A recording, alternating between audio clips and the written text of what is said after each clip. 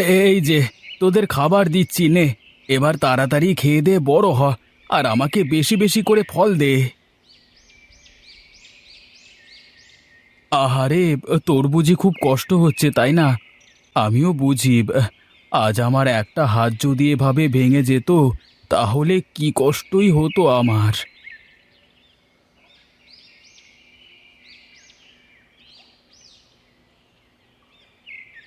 এই তো সব গাছে সার দেওয়া শেষ।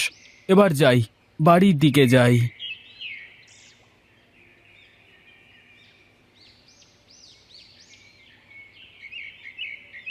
কিরে তিনু, কি সার দিলি জমিতে? দাদা, গাছে জোর পাচ্ছিল না, তাই ভাবলাম একটু জৈব সারই দিয়ে দিই। শুধু জৈব সারে কি আর ফলন হবে রে পাগল? এখন বাজারে কত রকম সার কীটনাশক আছে। তুমি তো জানো দাদা, ওসব প্রাণনাশী কীটনাশক আমি আমার জমিতে দেব না, তাতে যা হয় হবে। দেখ, তোর যা ইচ্ছে কর, আমার বলবার দরকার আমি বললাম, তোর শুনবার হলে শুনবি, না হলে শুনবি না। তা বটে, কিন্তু তুমি কোথায় চললে এই রোদের মধ্যে? কোথায় আর যাব, দেখি জমিতে কলা গাছগুলোর কি অবস্থা। বেশ, চলো আমিও যাই, দেখে আসি তোমার কলা গাছের চেহারা কেমন হলো।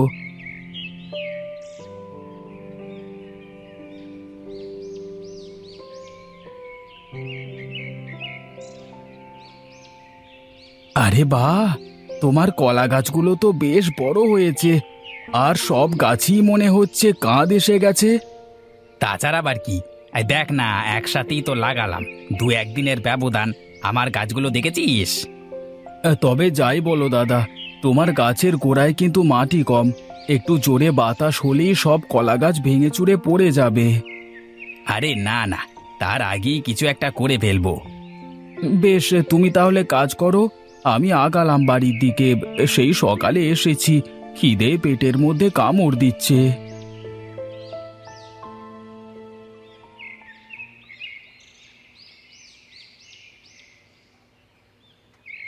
কই গো গিন্নি, কোথায় তুমি?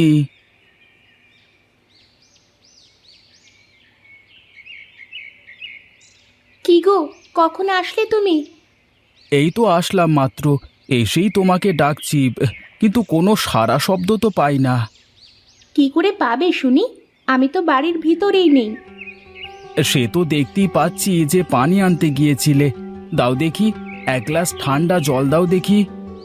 খালি পেটে পানি খেতে হবে না, এক কাজ করো, হাত মুখ ধুয়ে এসো, খাবার খাবে। তোমার সাথে আসলে কথা বলে পারা যাবে না গো, তুমি যা বলবে তা তো করতেই হবে।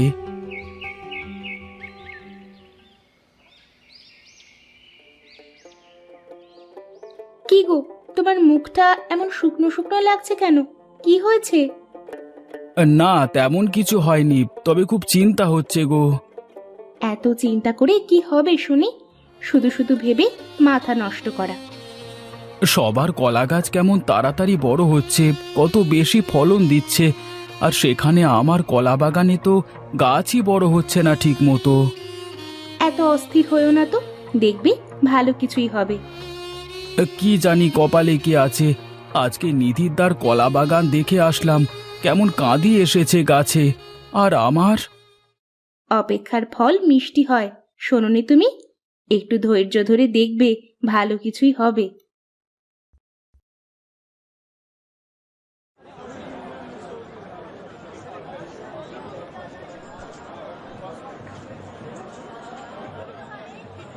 কি রামু কাকা, তোমার ব্যবসা কেমন চলে? আর ব্যবসা, ব্যবসার যা পরিস্থিতি রে, তাতে করে ব্যবসা বন্ধ করে ঘরে বসে থাকতে হবে। হ্যাঁ, সবাই ওই এক কথাই বলে, আঙুর ফল সত্যি টক হয় গো। এই যা তো, তুই খালি রসিকতা করিস, তারপর বল, তোর কলা ক্ষেতের কি অবস্থা? হ্যাঁ, গাছ তো খুবই ভালোই হয়েছে কাকা, কিন্তু কি জানি শেষমেশ কি হয়। সামনে ঝড় বৃষ্টির সময় আসছে, গাছের গোড়ায় মাটি দিয়ে পেলা দিস কিন্তু, তা না হলে আবার বিপদ হয়ে যাবে। কিন্তু তাতে তো অনেক ব্যয় হয়ে যাবে দাদা। ফল নিতে হলে তো খরচ করতেই হবে, আর তা না হলে যদি সব গাছ পড়ে যায় ঝড়ে বাতাসে? তা কথা মন্দ বলনি কাকা, কিন্তু এত গাছে পেলা দিতে গেলে তো অনেক খরচের বিষয়।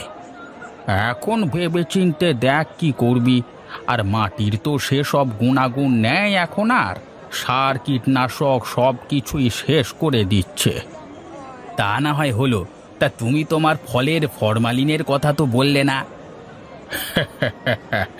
বলি, তোরা যে সব সার ফাস দিয়ে সব ফলাস, এই ফল তরতাজা রাখতে হলে তো আমাদের ফরমালিন মেশানোই লাগবে। না, তোমার সাথে পারা যাবে না। শোনো দাদা, এবছর আমার সব কলা কিন্তু তোমাকেই নিতে হবে বলে দিলাম। আচ্ছা আচ্ছা, সে সময় তো আসুক, তারপর দেখা যাবে। বেশ, তাহলে আমি গেলাম কাকা, দেখি বাজারটা ঘুরে আসি, কি অবস্থা বাজারের।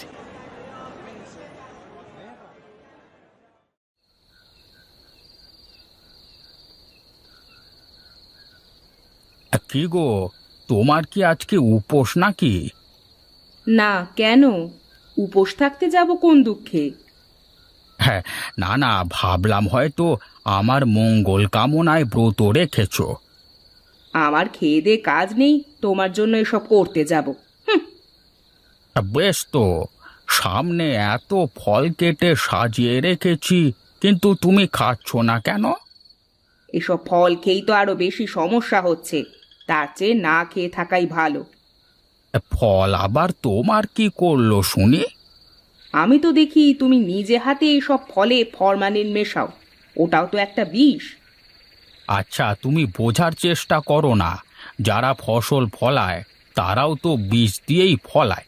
এসব ফল ভালো রাখতে হলে ফরমালিন দেওয়া লাগবেই লাগবে। তুমি খাও তোমার ফল, আমি আর খাবো না।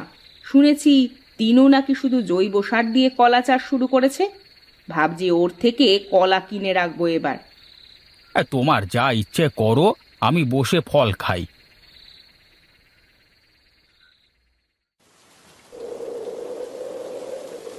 বুঝলে গিন্নি, বেশ জোরে জোরে বাতাস হচ্ছে। কে জানে জমিতে কলা গাছগুলোর কি অবস্থা। বেশি চিন্তা করো না, আমাদের গাছের কোনো ক্ষতি হবে না। তুমি কিভাবে জানলে যে আমাদের গাছের কোনো ক্ষতি হবে না? তুমি যা সবার মতো বিষ দিয়ে চাষ করো না, গাছের গোড়ায় মাটি আর কম উচ্চতার জন্য গাছের কিছুই হবে না। আমার তো চিন্তা হচ্ছে বেচারা নিধির দান নিয়ে, তার একটা গাছও খাড়া থাকবে না। বাজারের মানুষ কোথায় ঘুমাবে সে চিন্তা করে তোমাকে মাথা নষ্ট করতে কে বলেছে বলো তো আমাকে? তুমি সব সময় এমন স্বার্থপরের মতো কেন কথা বলো গিন্নি? তোমার ভেতরে কি মায়া দয়া কিছুই নেই নাকি? আছে তো, প্রচুর আছে, তবে সব জায়গায় আমার দয়া মায়া উথলিয়ে পড়ে না। মেয়ে মানুষের চিন্তা ভাবনা কে বুঝতে পারে? কার এত সাধ্য?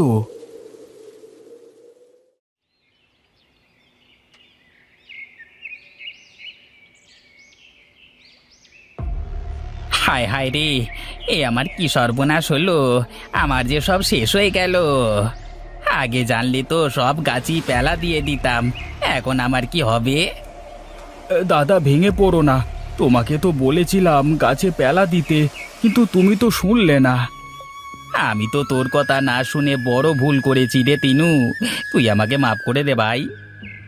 দাদা, এখন আর এসব বলে কি লাভ বলো? যা হওয়ার তো হয়েই গেছে। তাই বলে আমার সব গাছ পড়ে গেল? শুধু আমার না, এলাকার সবার কলা গাছ ভেঙে চুরে শেষ হয়ে গেছে, শুধু তোর গাছগুলোই দাঁড়িয়ে আছে। দাদা, আসলে মাটির গুণাগুণ ঠিক থাকলে সে মাটিতে তুমি যাই করবে না কেন, সেখানে সোনা ফলবেই ফলবে। আমার যে সব কিছু শেষ হয়ে গেল রে তিনু, এখন আমি কি করব? কি করে এত দেনা দেব?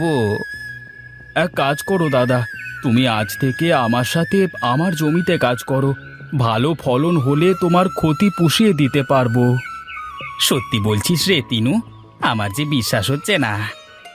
দাদা, বিপদের সময় যদি মানুষের পাশে না দাঁড়াতে পারি, তাহলে আর আমার এত কিছু করে কি লাভ? সত্যি রে ভাই, তোর মতো করে যদি সবাই ভাবতো। নে নে চল, তোর জমিতে গিয়ে দেখি।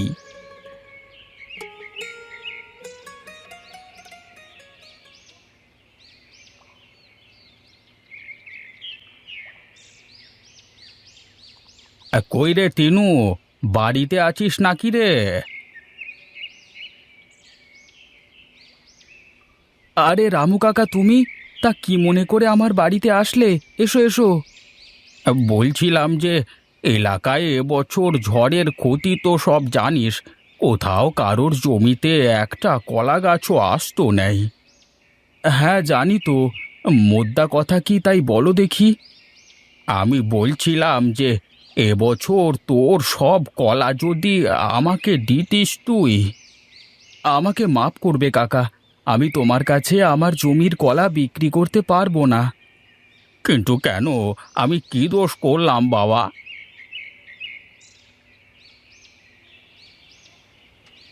কাকাবাবু, আপনি তো ফলের সাথে ফরমালিন মিশিয়ে বিক্রি করেন, তাই আপনার কাছে আমাদের জমির কলা বিক্রি করা যাবে না। দেখলি তিনু, তোর সামনে তোর গিন্নি আমার সাথে কেমন করে কথা বললো। গিন্নি তো ঠিকই বলেছে কাকা, তুমি বরং অন্য কোথাও দেখো। বড় ভুল করলি রে তিনু, এর মাসুল তোকে দিতেই হবে কিন্তু।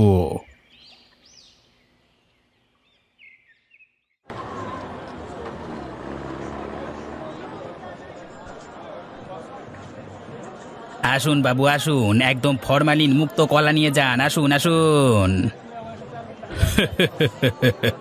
আমাকে আর বলতে হবে না নিধির বাবু, আমি সব জেনে শুনেই এখানে এসেছি। আর আমাদের কোম্পানি মানুষের স্বাস্থ্যের কথা চিন্তা করে এসব ফরমালিন মুক্ত পণ্য কিনতে উৎসাহ দিতে থাকে। আপনি এসেছেন, আমি খুব খুশি হয়েছি। তিনুবাবু, আপনি আপনার জমির সব কলা আমাদের দিয়ে দেবেন। হ্যাঁ, এই নিন আপনার অ্যাডভান্স টাকা। শুনুন তিনুবাবু, এই কাগজে একটা স্বাক্ষর করুন। এখন থেকে প্রতি বছর আমাদের কোম্পানি আপনার নিকট থেকে সব ফরম্যালিন মুক্ত ফসল কিনবে। বেশ বেশ, এ তো খুবই ভালো কথা, তাড়াতাড়ি সই কর তিনু। এখন তাহলে আমি চলি তিনুবাবু, ভালো থাকবেন।